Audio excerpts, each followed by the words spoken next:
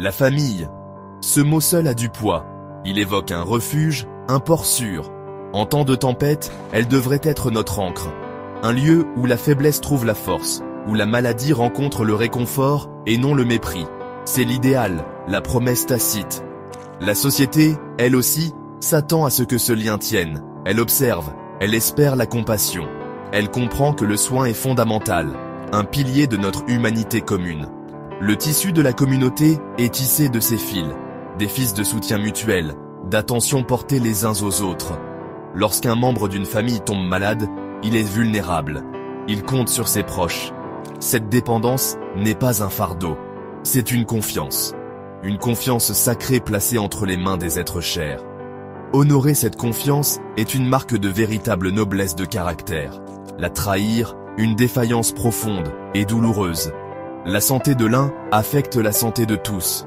Une famille unie peut affronter toutes les tempêtes. La loi n'est pas toujours distante ou impersonnelle. Parfois, elle s'immisce dans les espaces les plus intimes. Elle le fait pour protéger, pour défendre. Lorsqu'une personne est malade, véritablement dépendante, la loi l'affirme clairement. L'abandon est une faute. C'est plus qu'une faute, c'est interdit. Une ligne est tracée, une limite claire est établie. Ce n'est pas une simple suggestion, c'est un impératif, assorti de conséquences. Car la société ne peut prospérer sur la cruauté. Pensez à la personne affaiblie par la maladie, son corps défaillant. Son esprit peut être fragilisé. Elle se tourne vers sa famille pour trouver réconfort et aide. C'est une attente naturelle, née de l'amour. Si cette main se retire, si les portes se ferment, la loi peut être amenée à intervenir.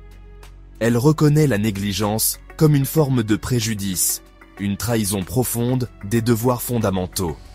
Cette position légale témoigne de la valeur que nous accordons à chaque vie humaine. Les lois ne sont pas là pour punir inutilement, elles existent pour nous rappeler notre humanité commune. Elles soulignent la gravité du devoir de soin. Quand quelqu'un est incapable de prendre soin de lui-même, son bien-être devient une préoccupation collective, à commencer par les plus proches, la famille. Laisser sciemment un parent malade souffrir, voilà un acte que la loi ne peut ignorer. C'est une offense à la décence même et au contrat social qui nous lie tous. Ainsi, alors que nous espérons que l'amour soit le guide, alors que nous prions pour que la compassion règne dans les cœurs, la loi se dresse comme un garde-fou inébranlable. Une déclaration affirmant que nous ne tolérerons pas l'abandon. Elle dit « Vous êtes responsables, vous devez agir ». Ce cadre légal est crucial. Il offre une voix à ceux que la maladie a réduits au silence. Il offre un bouclier aux sans-défense. Il garantit que même dans l'obscurité, un niveau de soin doit être maintenu. Pour une personne de foi, le chemin est clair. La croyance, ce ne sont pas seulement des mots murmurés en prière, c'est l'action. C'est la manière dont on vit, dont on traite les autres, en particulier la famille. Les enseignements sont constants à travers de nombreuses traditions. Honore ton père et ta mère, prends soin des faibles, fais preuve de miséricorde, offre ta compassion, sans faillir. Ce ne sont pas de simples suggestions, ce sont des commandements divins. Un vrai croyant comprend cela dans son âme. Sa foi devient une lumière directrice. Quand un être cher tombe malade, la foi est mise à l'épreuve. Il est facile d'aimer sous le soleil, en pleine santé, mais la vraie dévotion brille dans l'ombre, dans les jours difficiles, dans les longues nuits. Un croyant ne se détourne pas, il se rapproche. Il voit l'étincelle divine dans l'âme souffrante. Il offre réconfort, patience, soutien indéfectible. C'est l'essence de son engagement spirituel. Abandonner sa famille, c'est abandonner sa foi, une contradiction qu'un cœur sincère ne peut supporter. Les récits des prophètes et des saints sont remplis d'exemples, des exemples de soins désintéressés, de sacrifices pour autrui. Ils enseignent que Dieu voit chaque acte de bonté et chaque acte de négligence. Un bon croyant le sait profondément. Sa conscience ne lui permettrait pas d'abandonner les siens, de laisser un frère, une sœur ou un parent malade à son sort, seul, sans soin. Un tel acte serait une souillure pour l'âme, une trahison de tout ce qu'il tient pour sacré. Par conséquent, la foi fournit une motivation puissante, une motivation qui transcende le simple devoir. Elle jaillit d'un lieu d'amour profond et d'une compréhension intime de la responsabilité spirituelle. Un croyant ne voit pas le soin d'un parent malade comme un fardeau, mais comme un privilège sacré, une opportunité de vivre ses convictions les plus profondes, de montrer le vrai sens de sa foi. Jamais il ne pourrait, jamais il n'abandonnerait les siens, car son cœur est lié à un appel supérieur. Jean-Luc était un homme simple, pas un homme de grands discours, mais d'actions discrètes, d'une bonté constante. Il traversait la vie avec une force tranquille, toujours prêt à tendre une main secourable, à offrir une oreille attentive. Son sourire pouvait illuminer une pièce, non pas un sourire éclatant, bruyant, mais un sourire chaleureux.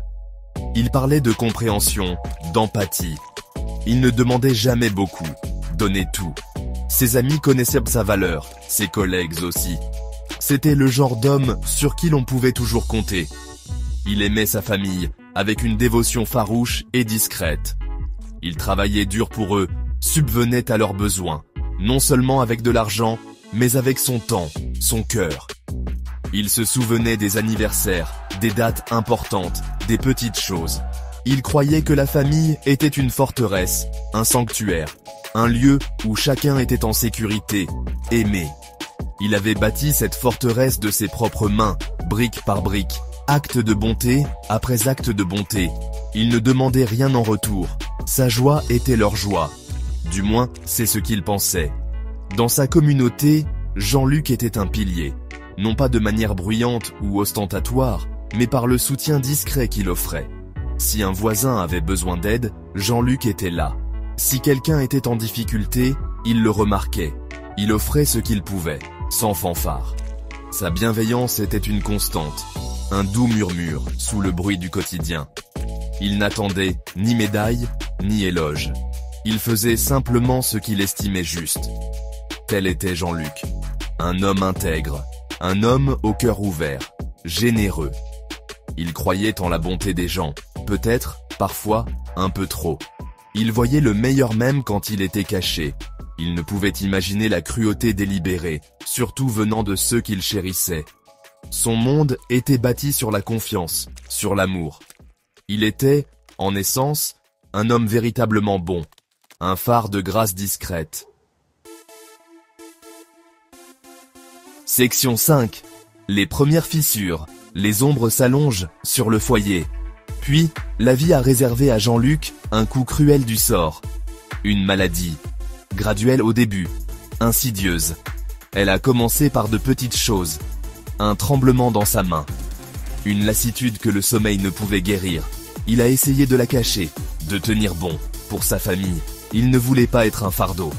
Mais la maladie était implacable. Elle progressait, rongeant lentement sa force, son indépendance. L'homme qui avait toujours pris soin des autres se retrouvait maintenant à avoir besoin de soins. Au début, sa famille a montré de l'inquiétude, ou a semblé en montrer. Il y eut des visites chez les médecins, des mots de soutien. Mais Jean-Luc a remarqué un changement, subtil et pourtant froid, une impatience grandissante dans leurs yeux. Les conversations devinrent plus courtes, plus tendues. Ses besoins, autrefois satisfaits avec une douce attention, semblèrent maintenant être un inconvénient, une source de frustration. La chaleur dans leur voix s'est refroidie, comme un feu qui s'éteint lentement, faute d'entretien. La forteresse qu'il avait bâtie commençait à se fissurer. Ses amis, ses bons voisins, l'ont remarqué aussi. Ils ont vu le changement chez Jean-Luc. La tristesse, ils ont offert leur aide, préparé des repas, se sont assis avec lui. Leur gentillesse contrastait cruellement avec le froid grandissant au sein de son propre foyer. Il essayait de comprendre, de leur trouver des excuses. Peut-être avaient-ils peur, ou étaient-ils dépassés? Il se raccrochait aux souvenirs de ce qu'ils avaient été, à l'amour qu'il leur avait prodigué, espérant qu'il réapparaîtrait d'une manière ou d'une autre. Mais les ombres ne faisaient que s'allonger, s'assombrir. Les petites attentions de sa famille diminuaient, remplacées par des soupirs, par des regards fuyants. Il a commencé à se sentir comme un objet, un problème. plutôt qu'un mari, un père, un frère. La maladie n'attaquait pas seulement son corps, elle créait un gouffre, une division douloureuse, entre lui et ceux qu'il aimait le plus. L'homme qui avait tant donné se voyait lentement faire sentir qu'il ne valait rien. Section 6, le virage glacial, quand l'amour devient une arme. Le changement n'était plus subtil, c'était une déclaration. Une guerre froide se déroulait entre les murs de sa maison. Sa famille, ceux qu'il chérissait par-dessus tout, a commencé à le voir non pas comme une personne, mais comme un obstacle, un fardeau financier. Des murmures ont commencé dans les coins discrets à propos d'argent, de son testament, de l'avenir. Leur avenir, pas le sien. Son avenir semblait déjà décidé par eux. La bonté qu'il avait semée pendant des années récoltait une moisson de cruauté amère et calculée. Ils ont commencé à l'isoler systématiquement.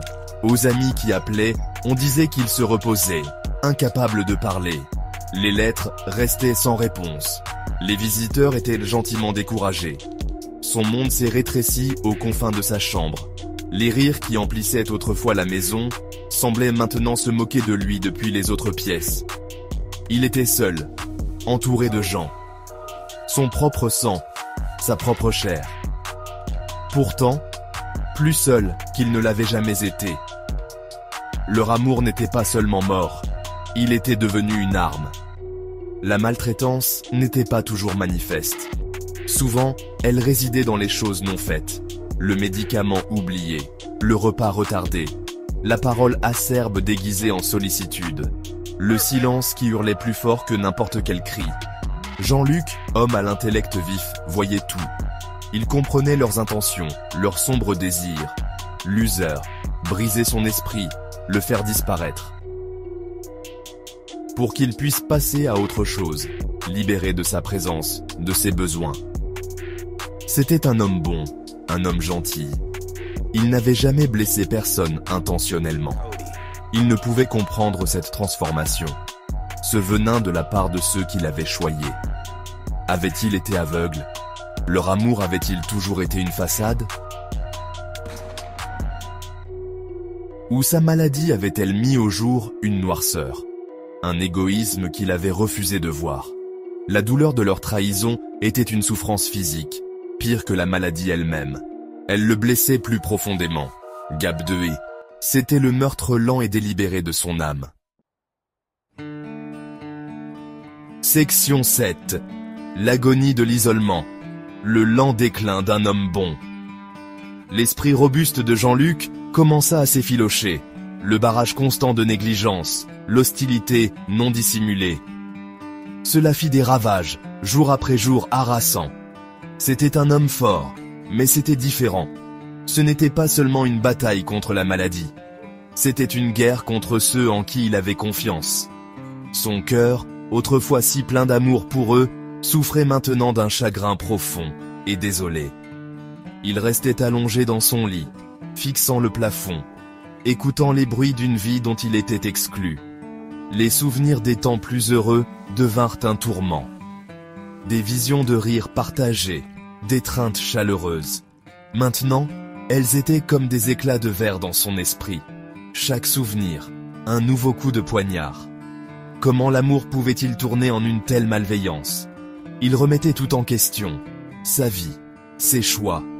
Leur avait-il manqué d'une manière qu'il n'avait pas vue? Mais au fond de lui, il savait. Ce n'était pas sa faute.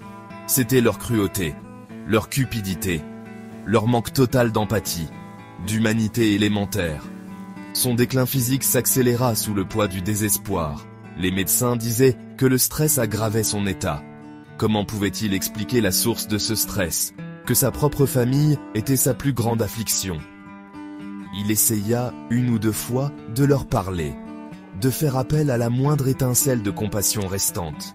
Ces mots furent accueillis par un déni froid, ou de la colère. Ils déformèrent ses suppliques, le firent passer pour délirant. Il était piégé, réduit au silence, totalement seul, prisonnier dans sa propre maison, dans sa propre vie. L'homme qui avait rayonné de chaleur sentait maintenant un froid glacial, un froid qui s'installait au plus profond de ses os. L'espoir s'amenuisait, remplacé par une résignation silencieuse. Ils voyaient la lueur prédatrice dans leurs yeux. Ils attendaient la fin, sa fin, pour que leur nouveau commencement puisse débuter. Le jardin luxuriant de sa vie était systématiquement empoisonné par les siens. La tragédie n'était pas seulement sa maladie. C'était la perte dévastatrice de l'amour, de la famille. Section 8. Écho de cruauté. L'amère récolte de la trahison. Finalement, les souffrances de Jean-Luc prirent fin. Il s'éteignit. Discrètement. Seul. Exactement comme sa famille semblait l'avoir souhaité. Un instant, peut-être ressentirent-ils un soulagement. La liberté, le fardeau, tel qu'ils le voyaient, était levé. Ils pouvaient maintenant réclamer ce qu'ils croyaient leur revenir. Sa maison, ses économies, son héritage.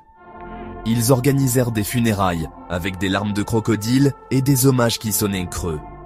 Mais leur victoire était un calice empoisonné. La vérité, comme souvent, commença à faire surface. Les rumeurs dans la communauté s'intensifièrent. Les amis de Jean-Luc parlèrent tard de son isolement, de sa tristesse. Ils dépeignirent un tableau de négligence, de cruauté. La façade soigneusement construite de la famille commença à s'effriter. Les gens virent clair dans leur chagrin fin. La justice, elle aussi, commença à s'y intéresser. Des questions furent posées. Des enquêtes commencèrent. L'abandon d'une personne vulnérable est un crime. Leurs actes eurent des conséquences, légales, sociales. L'héritage qu'ils convoitaient devint une source de conflit. Leur unité, bâtie sur un dessein sombre et partagé, vola en éclats une fois leur ennemi commun disparu. La cupidité les dressa les uns contre les autres. Les accusations fusèrent. Le ressentiment s'envenima. L'argent et les biens n'apportèrent aucune joie. Seulement plus d'amertume, plus de vide. Ils avaient détruit un homme bon. Et ce faisant, ils s'étaient détruits eux-mêmes. Leur vie devint creuse, dépourvue de véritable paix. Leur réputation fut ruinée, irréparablement. D'anciens amis se détournèrent avec dégoût. La communauté que Jean-Luc avait cultivée considérait maintenant sa famille avec mépris. Ils vécurent avec les fantômes de leurs actes. Le souvenir du doux sourire de Jean-Luc devint un rappel obsédant de leur trahison. Ils avaient cherché à l'effacer. Mais au lieu de cela, ils n'avaient fait que souligner leur propre noirceur. Leur victoire fut amère, de la cendre sur leur langue. Section 9. La lumière réparatrice. Un appel à l'empathie dans un monde brisé. L'histoire de Jean-Luc est une tragédie, un avertissement sévère. Elle parle de l'obscurité qui peut gangrener même au sein des liens sacrés de la famille. Elle nous rappelle que la maladie peut nous mettre à l'épreuve jusqu'à nos extrêmes limites. Mais elle ne doit pas nous briser. Elle ne doit pas éteindre notre humanité. Abandonner un être cher à l'heure du besoin, c'est perdre une part de notre propre âme. La loi peut punir, la société peut condamner, mais le prix le plus lourd se paie à l'intérieur de soi. Nous devons défendre la compassion, l'empathie. Ce ne sont pas que des mots, ce sont des actions. Elles sont le fondement d'une société bienveillante. Face à la maladie, à la vulnérabilité, notre premier instinct doit être de protéger, de soutenir, d'offrir du réconfort, non pas de se détourner. Pensez à Jean-Luc, sa bonté discrète, sa confiance, et l'impact dévastateur de leur trahison. Son histoire devrait alimenter notre résolution à ne jamais laisser une telle tragédie se répéter. Pour ceux qui croient, la foi offre une boussole, un guide vers la miséricorde, vers l'amour désintéressé. Prendre soin des malades est un devoir sacré, un témoignage des valeurs qui nous sont chères. C'est une opportunité de montrer le meilleur de nous-mêmes, pas le pire, comme l'a fait la famille de Jean-Luc. Leur chemin a mené à la ruine, au vide. Un contraste frappant avec la richesse d'une vie vécue avec amour. Même face à l'adversité, surtout face à l'adversité. Tirons les leçons de ce récit douloureux. Chérissons nos familles, nos êtres chers. Et quand la maladie frappe, soyons à la hauteur. Avec courage, avec patience, avec un amour indéfectible. Que l'empathie soit notre guide, notre force. Car en prenant soin des autres, nous affirmons notre propre humanité. Nous bâtissons des ponts, pas des murs. Nous guérissons, nous ne blessons pas. Jean-Luc méritait mieux. Nous méritons tous un monde où la famille est véritablement un sanctuaire. Toujours. Sans exception. Infailliblement.